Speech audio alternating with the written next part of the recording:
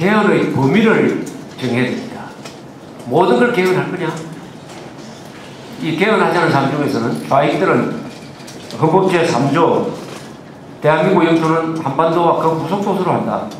이거 현실에 맞지 않으니까 이것도 개헌에 넣읍시다라고 이야기하고 나올 거예요. 그렇게 되면 그 개헌 논의는 깽판이 되어버립니다. 그러면 여러분들이 가만히 있겠습니까?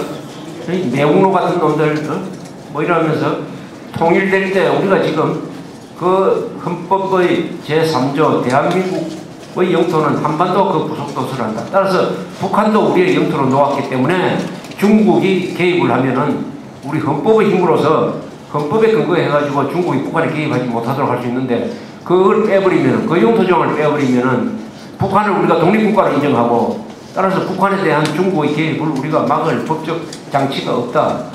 그런 주장하는 사람은 매국노다. 이런 식으로 막 들고 일어나서 해가지고 개헌이 완전히 좌우 대결장으로 돼버려요. 그래서 첫째, 영토 조항은 절대로 이 개헌 논의에서 빼야 돼요.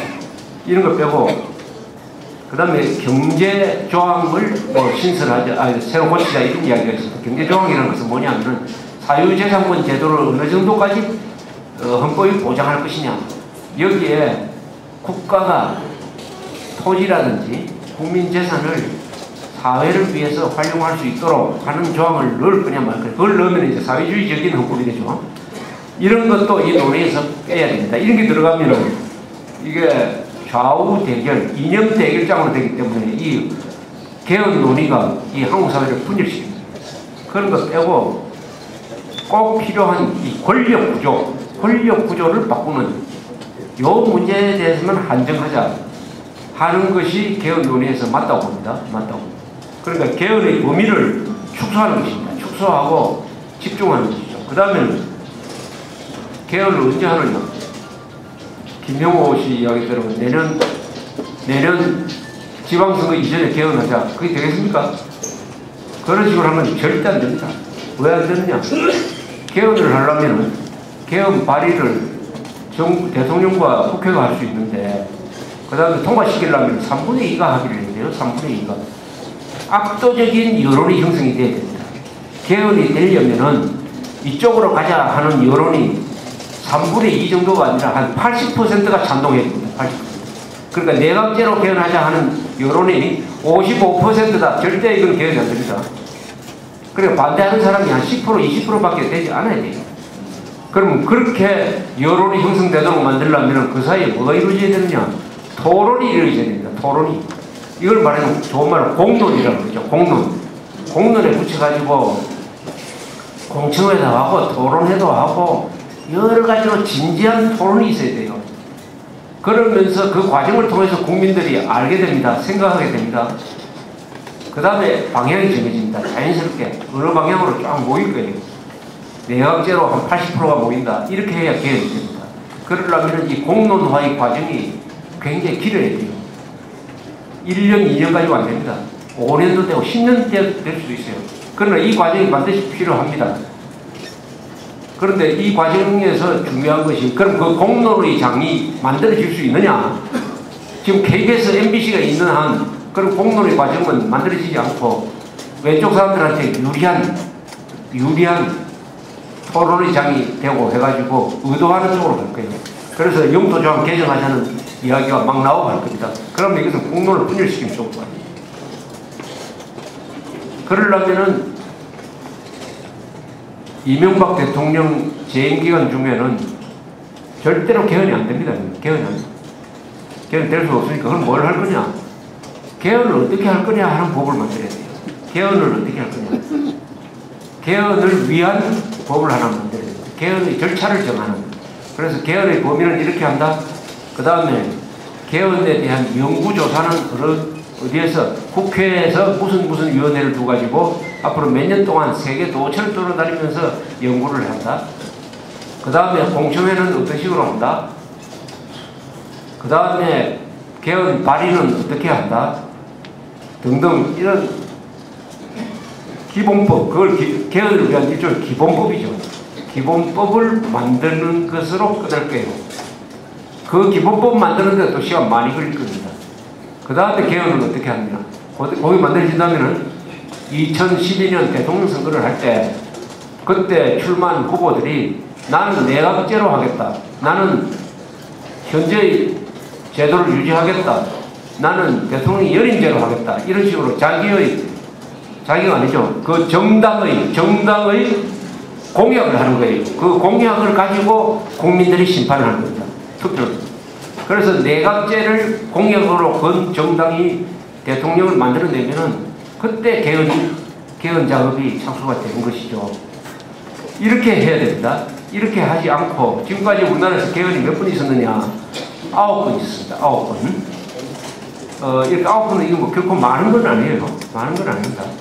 9번 있었는데 이렇게 진지한 개헌 토론이 별로 없었어요. 없었기 때문에 여러 가지 부작용이 많고 상당수는 당시의 현직 대통령이 자기 정권을 연장하기 위해서 했기 때문에 개헌하면 사람들이 일단 의심을 하기 시작합니다. 또 지금 한국의 정치 상황을 보면은 여론조사를 하면은 한 40% 지지를 받는 박근혜 씨가 압도적으로 1위를 달리고 있습니다.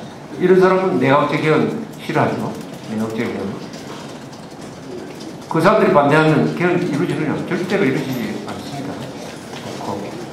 또 내각제로 가야 된다는 여론이 많아봤자 지금 한 50% 정도 될 거예요. 50%, 55%. 또 연임제, 중임제로 해야 된다는 여론은 아주 그보다 더 높을 때도 있습니다. 이 양쪽으로 갈려가지고 어느 한쪽으로 지금 합쳐지지가 않고 있습니다. 이런 것을 다 감안을 해서 추진하려면은 아까 말씀드린 대로 절대로 서둘러서는 안 된다. 개헌을 서두르면은 안 된다. 또 개헌의 범위를 국가의 기본 골격을 바꾸는 것까지 확장하면은 그것은 안 된다. 아주 소수의 집중적인 권력 구조에만 집중을 해야 된다. 요게 제가 생각하는 이 개헌에 대한 저의 생각인데 이 개헌 문제는 우리나라에서 한국의 민주주의를 발전시킬 수 있는 좋은 기회로 활용할 수가 있어요. 말하자면 개헌 이야기를 꺼내가지고 국민들이 개헌이라는 주제를 가지고 과거의 민주화라는 주제를 가지고 항상 우리가 식사 자리에서 어딘 자리에서 그거 가지고 토론을 하다가 민주주의에 대해서 많은 것을 알게 되었듯이 개헌이라는 주제를 가지고 이야기를 하게 되면은 긍정적인 이야기를 하게 됩니다. 생산적인 이야기를 하게 돼요. 국가의 미래를 위해서. 또 정치라는 뭐냐? 국회라는 것은 도대체 어떤 존재냐? 국회의원의 직무는 뭐냐? 그리고 헌법재판소가 저런 식으로 해도 되느냐 마느냐? 이런 것까지 다 하다가 보면 어떻게 되느냐? 우리 국민들이 정치에 대해서 밝아집니다. 정치 교육을 하게 돼요. 정치 교육을 하게 돼요. 국민들이 민주주의가 어떻게 기능하느냐 하는 것에 대해서 아주 강론적인 것에 대한 이해를 하게 됩니다. 이해를 하게 됩니다. 예컨대 헌법재판소가 지금 굉장히 정치적인 기능을 많이 하고 있어요. 그 대표적인 예가 2004년에 두 건이 있었지 않습니까? 하나는 노무현 당시 대통령을 국회가 193대 2로 압도적으로 탄핵을 의결을 했어요. 탄핵을 의결해가지고 헌법재판소에 넘겼습니다. 그때 많은 사람들이 헌법재판소가 국회가 아주 아무런 절차상의 하자 없이 헌법재판소로 넘겼기 때문에 헌법재판소가 반드시 대통령 파면을 결의할 것이다. 저도 그렇게 믿었습니다. 또 그렇게 해야 됩니다. 하는 게 원칙이에요. 국회라는 것이 헌법재판소와 국회를 비교해 보면은 국회를 만드는 데는 유권자 수천 명이 참여를 했습니다. 국회는 또 주권기관이에요. 그러나 헌법재판소는 대통령이 임명한 자입니다. 그 헌법재판소가 어떻게 국회의 압도적 결의를 뒤집을 수 있겠느냐? 이것은 헌법재판소가 반드시 파면 결의를 할 것이라고 생각을 했는데 그 사이에 KBS, MBC의 선동방송이 없었더라면 아마 그렇게 판결이 나왔을 거예요. 그러나 KBS, MBC가 촛불 시위를 편들면서 선동방송을 해가지고 노무현 탄핵 반대쪽으로